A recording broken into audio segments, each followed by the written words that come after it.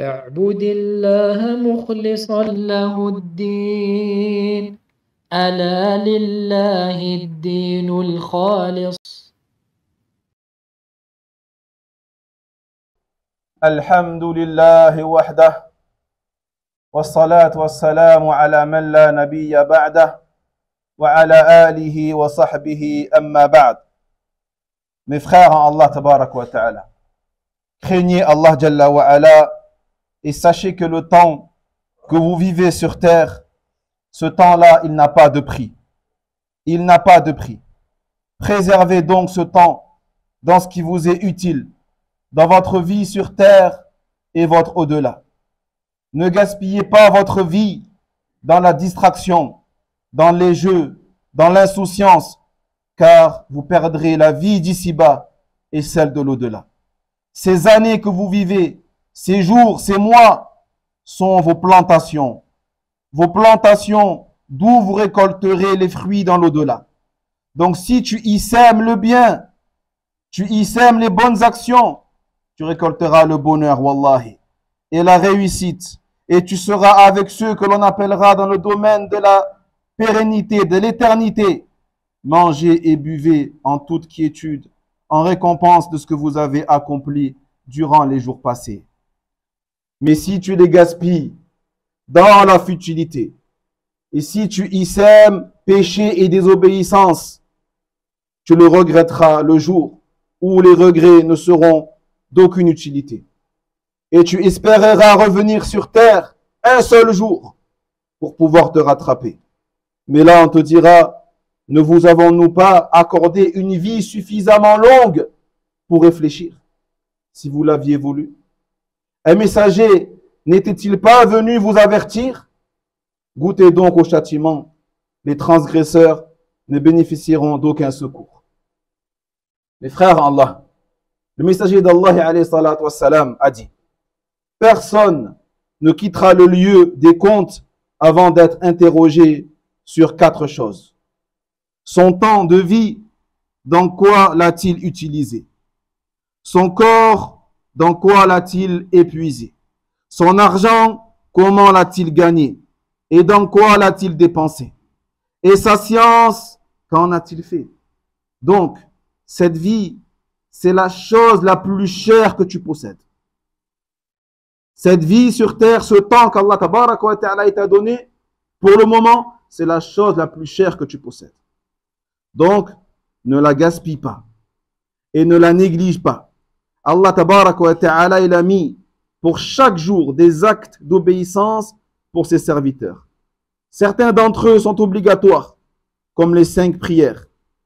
Et certains sont facultatifs, comme les prières facultatives, an-nawafil, ou les évocations, etc. Il en a mis également selon les mois de l'année, tels que le jeûne, la zakat, le pèlerinage. Et il a mis un mérite spécifique dans certaines périodes au niveau de la multiplication des hasanat et l'exaucement des invocations, tels que les mois sacrés dans lesquels nous sommes actuellement, Dhul Hijjah, et celui de Ramadan, les 10 jours de Dhul Hijjah, la nuit de la prédestination, le jour de Arafah et celui de Jumu'ah.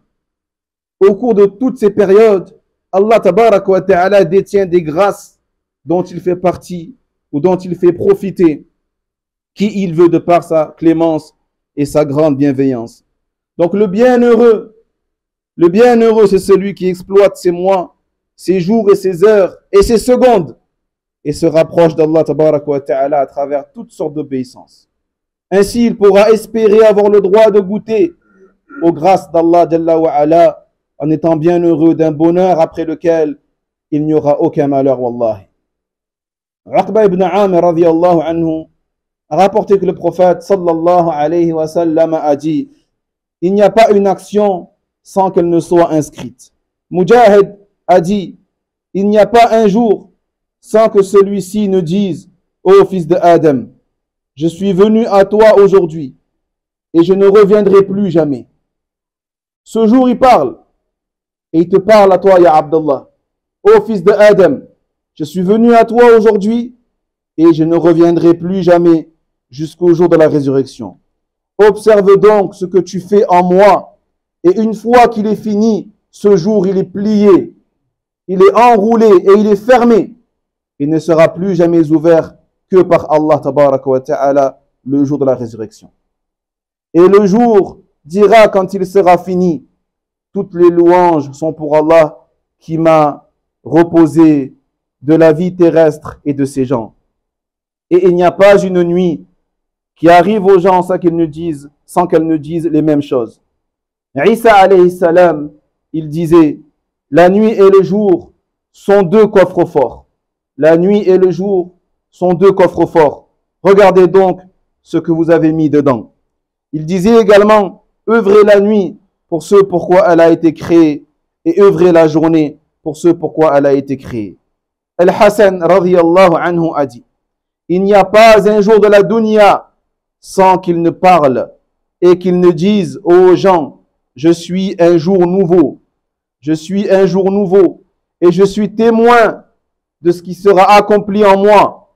Et lorsque le soleil se couche, je ne reviendrai plus à vous jusqu'au jour de la résurrection. Il a dit aussi, le jour, c'est ton invité.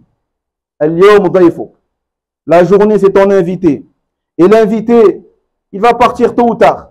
Et quand il va partir, soit il va te complimenter, il va faire tes louanges, mais soit il va te blâmer. Donc mes frères, à l'occasion du début des vacances d'été, au cours desquelles il y a les mois sacrés, nous vous recommandons à cette occasion de craindre Allah tabaraka wa ta'ala. Craignez Allah jalla wa ala durant cette période et de sauvegarder les heures de ces vacances dans ce qui vous est bénéfique et dans ce qui vous est utile ici-bas et dans l'au-delà et ce qui procurera à votre corps un repos, mais un repos dans lequel il n'y a pas de péché. Et vous devez aussi surveiller vos enfants et les exhorter vers l'utilisation de ces vacances dans ce qui leur est profitable et bénéfique. Les gens, durant les vacances, se divisent en deux catégories. Certains d'entre eux sont gagnants, alors que d'autres sont les perdants.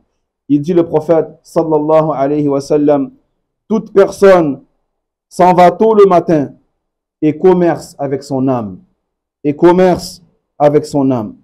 Soit elle l'affranchit du feu de l'enfer, soit au contraire, elle amène à la perte, qu'Allah nous en préserve.